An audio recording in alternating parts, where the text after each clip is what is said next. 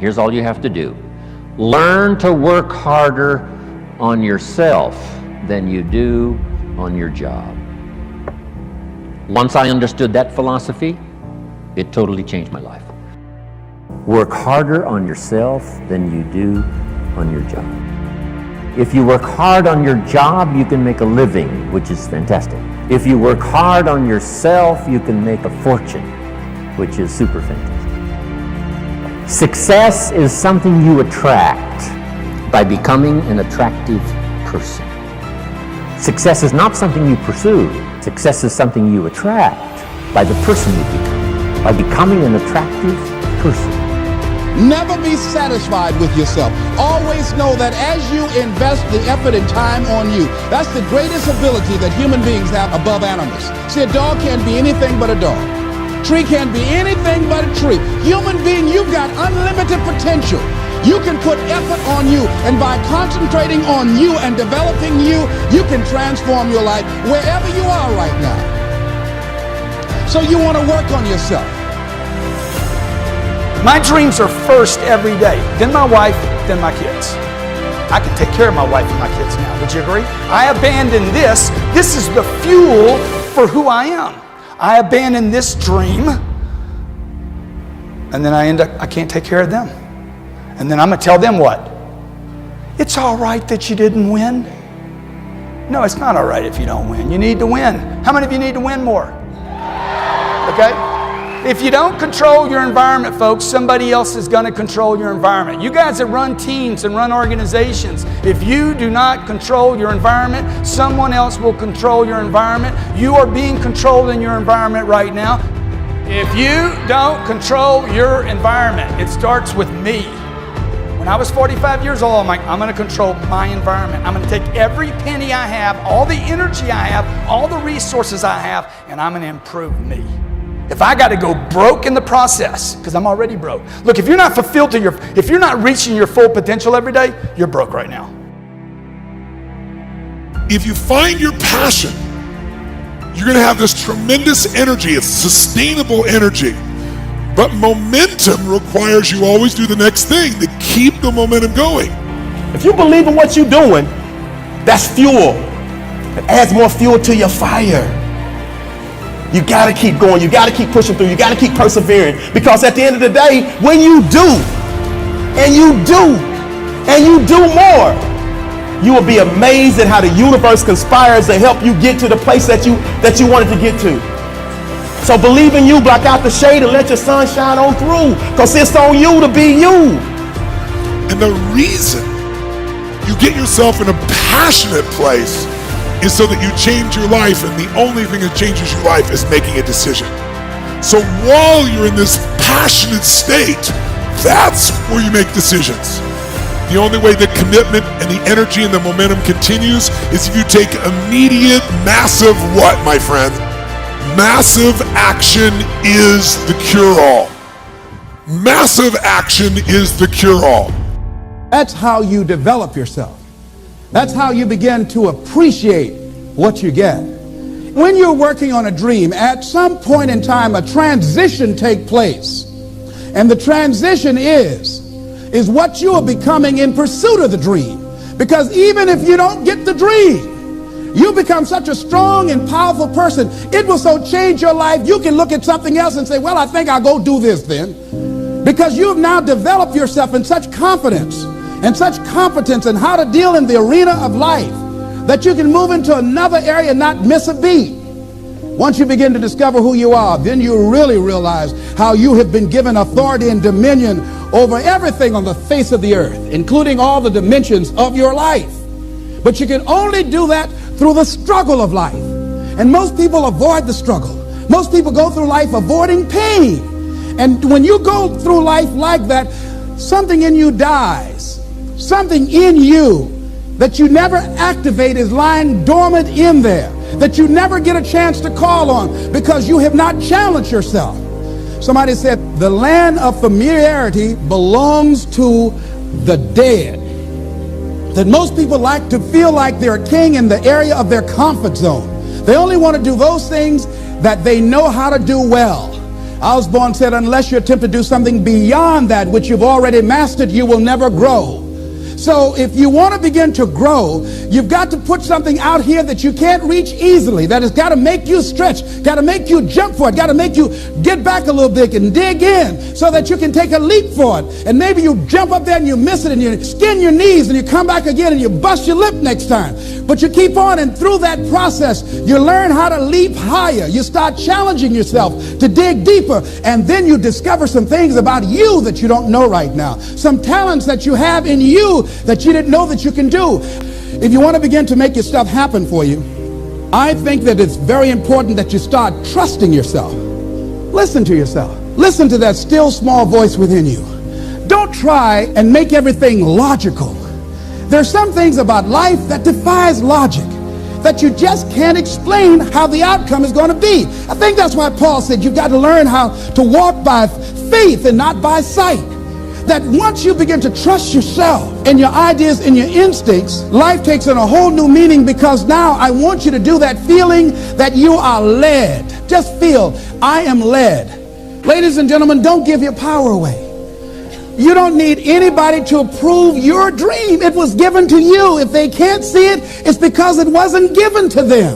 It was given to you. Hold it, nourish it, cultivate it, work on it. It's yours. It's your baby. Work on it until it comes into fruition. I gave away my power and I said, I'm not going to do that no more. Here's something else for those who make it today. Do what you know is right. Treat people like you want to be treated. Don't try and take any shortcuts. Don't try and cheat. Pay your dues up front. I believe, ladies and gentlemen, what goes around comes around. You can pay now, or you will pay double later. So do the right thing. There might be a tendency sometimes, because of the negative part of our consciousness and our own programming, for us to want to say, well, I'll just do it this time. It won't matter. Won't nobody know. Ladies and gentlemen, everything matters. And you know you're somebody. You know.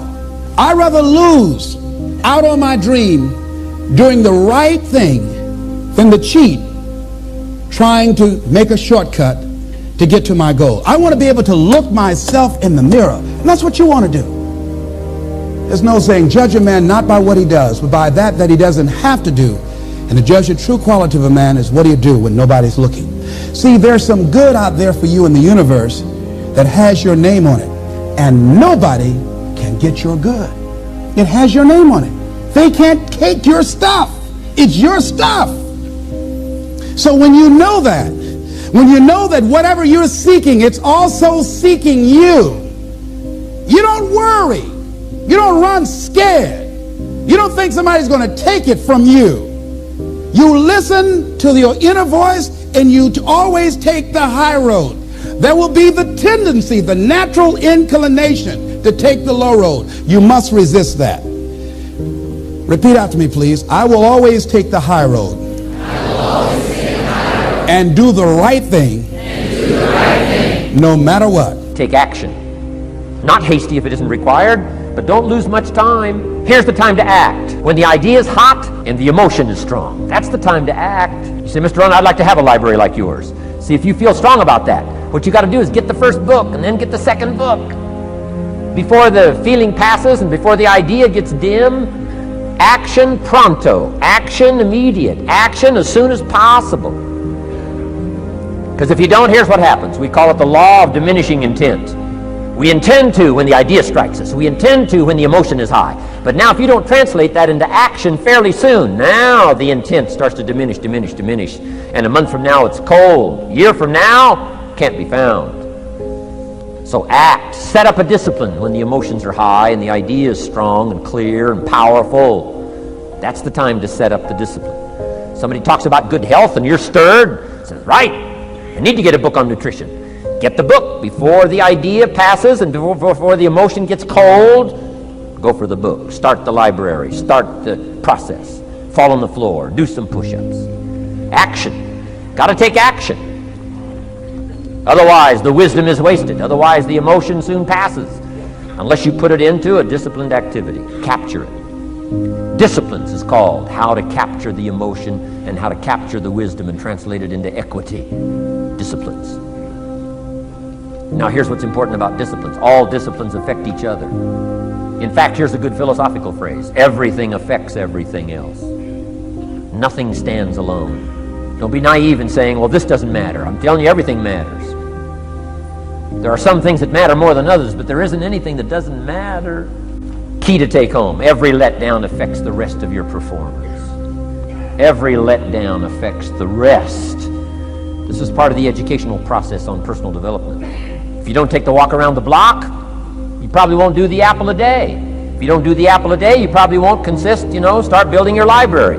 If you don't build your library, you probably won't keep a journal, and you won't take pictures, and then you won't do this, you won't do wise things with your money, won't do wise things with your time, won't do wise things with your possibilities and relationships, and the first thing you know, 6 years of that accumulated, and we say you have messed up. So the whole key to reversing that process now is to start picking up these disciplines. Now here's the positive side. Every new discipline affects the rest of your disciplines. Every new one affects the rest. That's why action is so important. The least action, the smallest action. Take it. Because when you start accomplishing and the value starts to return from that one action, it'll inspire you to do the next one and the next one and the next one. You start walking around the block, it'll inspire you to get an apple. Get an apple, it'll inspire you to get a book. Get a book, it'll inspire you to get a journal. Get a journal, it'll inspire you to grow, develop some skills. All disciplines affect each other. Every lack affects the rest. Every new affects the rest. The key is to diminish the lack and set up the new. And you've started a whole new life process. Also, one more thought on discipline. Here's the greatest value of discipline. Self-worth, self-esteem. People are teaching self-esteem these days, but they don't connect it to disciplines. The least lack of discipline, and it starts to erode our psyche. One of the greatest temptations is to just ease up a little bit, right? The slightest lack of doing your best starts to erode the psyche. Instead of doing your best, doing just a little less than your best. Sure enough, you say, well, it's just going to affect my sales. No, it's going to affect your consciousness. It's going to affect your philosophy. Now you've begun in the slightest way to affect your own philosophy. Here's the problem with the least neglect. Neglect starts as an infection. And if you don't take care of it, it becomes a disease. And one neglect leads to another. And the worst of all, when neglect starts, it diminishes our self-worth, our self-confidence, our self-value. You say, well, how can I get back my self-respect? I'm telling you, you don't have to go to 29 classes.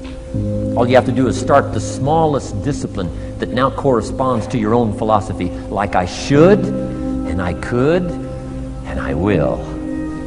No longer will I let neglect stack up on me so that I will have the sorry scenario 6 years from now, giving some excuse instead of celebrating my progress. That's the key to discipline. Okay? Let's get kids involved in the least of disciplines.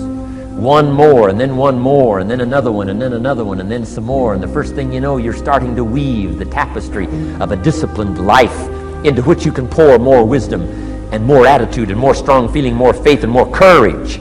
Now you've got something, a vessel in which to put it, and now the equities start to flow. And the early return, I'm telling you, if you'll start this process, the early return will have you so excited, you'll commit yourself to this strategy for the rest of your life. You'll never go back to the old ways. Join a new crowd, join a new group. The disciplines to do it, take action. I recommended the last time I was here, the little book, Richest Man in Babylon, and I said, I've lectured now to over 3 million people in the last 33 years, and I've recommended this little book to almost all of them, I think.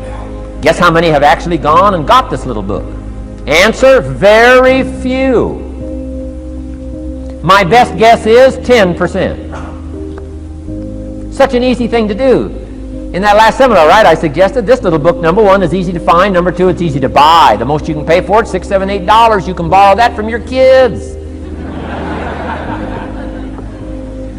And number three, it's easy to read. It's in story form. That's why I use it for teenagers, teaching them how to be rich by 40, 35 if you're extra bright, much sooner if you find a unique opportunity. But if it's easy to find and easy to buy, and if it's easy to read, why wouldn't everybody go get it? We don't know. What do you know? You don't know. I don't know. Nobody knows. Here's how profound it is. Some do and Some don't. Now here's the numbers. About 10% do. 90% don't or won't.